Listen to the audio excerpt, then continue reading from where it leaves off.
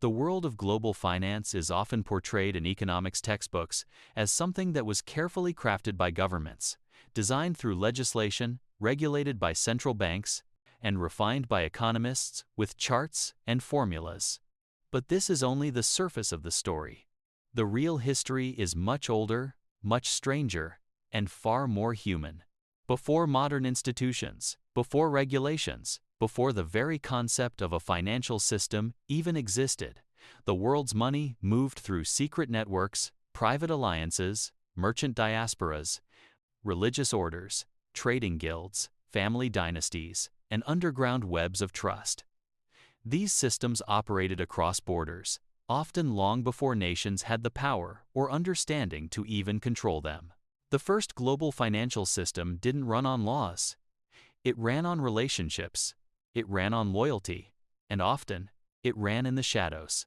To truly understand why these networks existed in the first place, imagine a world that seems almost prehistoric compared to ours. A world without central banks, stock exchanges, deposit insurance, or unified currencies. A world where the value of your coin could change based on the whim of a desperate king who shaved metal off the edges of your currency. Trade across long distances was a gamble against pirates, storms, warlords, corrupt officials, and disease. Sending money across borders required a level of trust that no government could guarantee. This environment wasn't just risky, it was financial anarchy. And in that anarchy, identity became the foundation of global commerce. If you belonged to a group that shared language, rituals, signals, and obligations, your wealth could travel safely across vast distances. But if you didn't belong to one of these networks, you were alone in the world, left to fend for yourself. One of the first and most remarkable examples of these early global financial systems was created by the Jewish merchant diaspora. From the early medieval period onward, Jewish merchants, later joined by Sephardic and Ashkenazi networks, became some of the only people able to trade between the Christian and Muslim worlds. They were multilingual, mobile, and tightly connected across Europe, North Africa, and the Middle East. While others saw borders and religious divides, they saw opportunities. When kingdoms couldn't communicate, these merchants sent letters in Hebrew, Arabic, Spanish, and Latin through trusted cousins and partners, never breaking the chain of trust. This network formed the first reliable international credit system, one that was based on loyalty, not local law. But the Jewish merchants weren't alone in their financial endeavors. Across the Mediterranean, the Venetians and Genoese were building their own financial empires. Venetian merchant houses invented maritime insurance, early joint ventures, and sophisticated credit partnerships. They created intelligence networks based on shipping logs and diplomatic reports, often giving them weeks of insight before other traders. Venice wasn't just a city. It was a financial operating system that ran on merchant trust. Genoa, on the other hand, funded Spain's imperial expansion through a web of bankers who traded risk like modern-day hedge funds. These bankers developed a synchronized, data-driven machine that spanned the Mediterranean centuries before globalization became a buzzword. Further north, the Hanseatic League created its own version of a financial network. This was a federation of merchant cities, Lübeck, Hamburg, Riga, Gdansk, and others, that functioned like a single commercial empire. They enforced trade monopolies using their own fleets, standardized weights and measures, and created contracts and credit terms. In essence, they acted like a multinational conglomerate long before corporations became a legal concept. The League proved that coordinated networks could outperform entire kingdoms. Meanwhile, in the East, the Armenian merchants of New Julfa were quietly mastering the art of long-distance finance. In the 1600s, these merchants built trade routes that stretched from Amsterdam to Bengal, from Isfahan to Manila. They were able to move goods like silk, silver, and spices across hostile, political, and religious borders, using nothing but family ties, multilingual correspondence, and internal arbitration. Their reliability made them indispensable to the Safavid Empire and European traders who trusted their networks more than their own governments. Everywhere you look in history, the pattern is clear. Where states failed to provide trust, networks created it.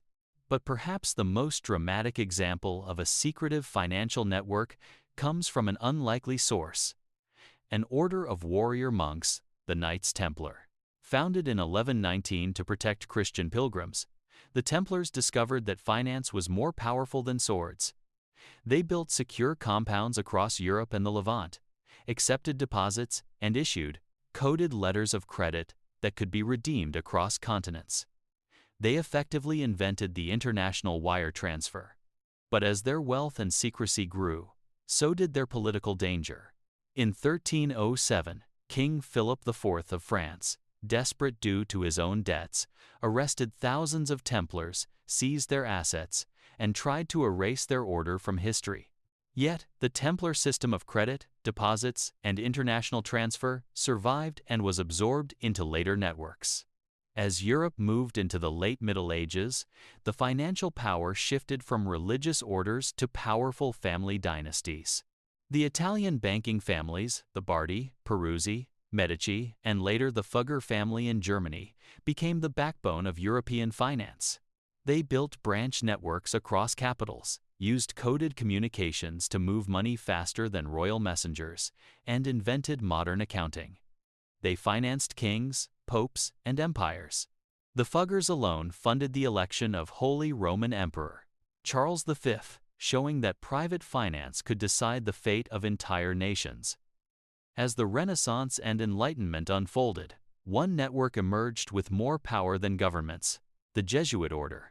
Founded in 1540, the Jesuits built schools, missions, and scientific outposts across Asia, Europe, and the Americas. They mapped coasts, documented trade routes, studied local economies, and advised kings. While they weren't bankers, they controlled the flow of information that merchants and monarchs depended on. In the early modern world, information was currency, and the Jesuits were the world's most sophisticated information brokers. In the 18th century, a new network emerged, hidden behind symbols, rituals, and a commitment to secrecy: the Freemasons. Their lodges became gathering places for merchants, bankers, scientists, politicians, and revolutionaries. At a time when communication was slow and governments were corrupt, a Masonic handshake could ensure trust more effectively than any legal system. Many early industrialists and central bankers were part of these circles, as they provided a stable, rule-bound environment for elites to collaborate across borders. By the 19th century, the Rothschild family perfected the art of international finance. The Rothschilds didn't invent global finance, but they mastered it.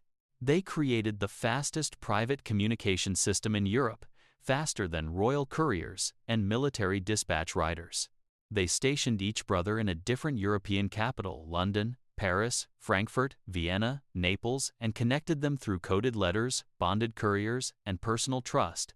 This created a synchronized banking machine that allowed them to move markets before anyone else even knew what had happened.